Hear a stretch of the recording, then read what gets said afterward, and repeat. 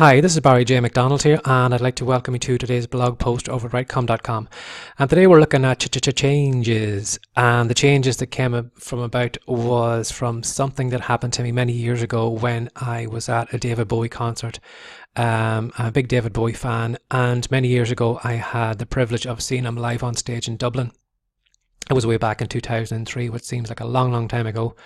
But we had watched him that night on stage, and of course he brought the house down. He was fantastic, and he went through all his old classic songs and covered everything. But something stood out in the concert that really made me fall in love with him as an artist even more.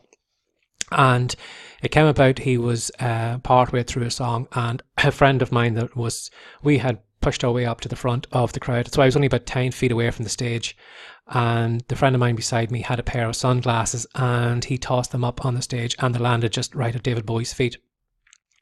So of course, us seeing many artists perform, we would have assumed that sometimes they would actually kick stuff off stage or maybe just ignore it. But good enough that David Bowie was, he stopped midway through the line that he was singing and went down and picked the glasses up and put them on him. And for the next couple of songs he performed wearing these pair of shades. So of course, us seeing what happened, and me knowing the person that owned the glasses, we were just enthralled by by what he'd done. It was such a small thing, but we couldn't believe that was David Bowie up there wearing, my friend's sunglasses. So by the time of the end of the concert, anyway, we hung around near the front of the stage again, and we waited for the roadies to come out to tidy up all the equipment and stuff. So we shouted over to one of them, would he toss the sunglasses back?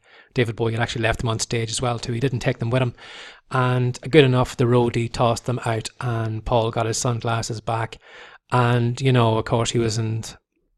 Straight away we all said, he should put it on eBay, but of course he didn't. He kept them, and I was talking to him recently, and he still has them even now, and they mean much more to him now with David Bowie passing and that.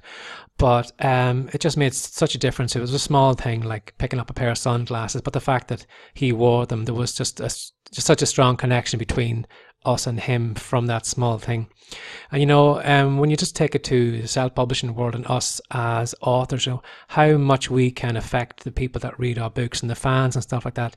When you see some of the big fans, maybe the James Pattersons and Stephen King's and all that, how much they're missing out on being a traditional published author because they can't keep in contact with their readers.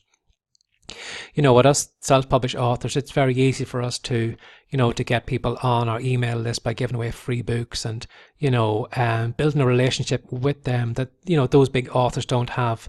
Like, you can imagine if you bought a Stephen King book today and you were on Stephen King's email list, and can you imagine if you got an email from Stephen King saying, thank you so much for buying my book. I really do appreciate it, blah, blah, blah. By the way, here's a free short story I've written just for fans of mine. And you can imagine if you were, that fan getting that story that was only available to Stephen King's fans and those that were on his email list, the relationship that, all of a sudden you feel closer to that author because they were... they know you, and, of course everything probably could be set up and automated through an autoresponder. They wouldn't actually be sending that email personally out there. But they would, by doing it, automating it like it's nearly almost as good.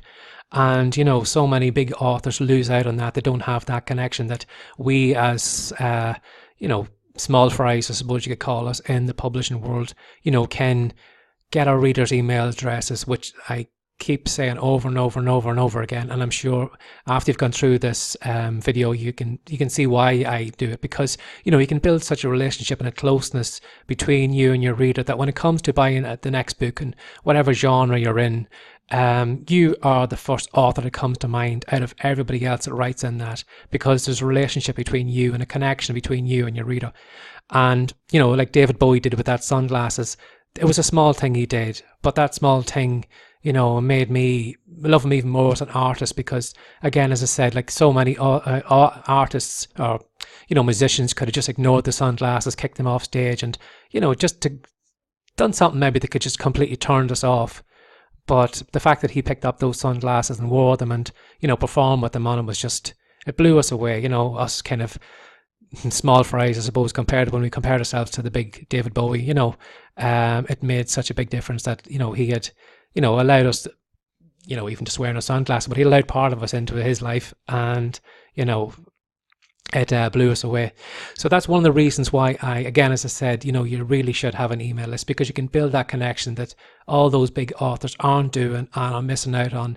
And of course, because they're being traditionally published, they haven't got the opportunity to do that. But that's another reason why I recommend every author should self-publish their own work, because you can build relationships like that can not just only pay off now, but in the months and years and whatever books you create in the future. So my name's been Barry J. McDonald. This has been today's blog post over at writecom.com. Now, if you're in the self-publishing world or you're publishing books and you'd like to know how to sell more books, I highly recommend you drop by the Writecom blog, because we have a great free report which is going to show you how to sell more books. Or if you haven't gone down the route and maybe you're considering maybe setting up some kind of business where you're going to use writing in your online business, we have another great free report which is going to show you 10 ways to make money from writing. So if you would like to know any more about me, if you want to read more of the content on the blog, you're very welcome to drop by Writecom, and we'll be glad to see you over there. So take care and have a great day. Bye bye.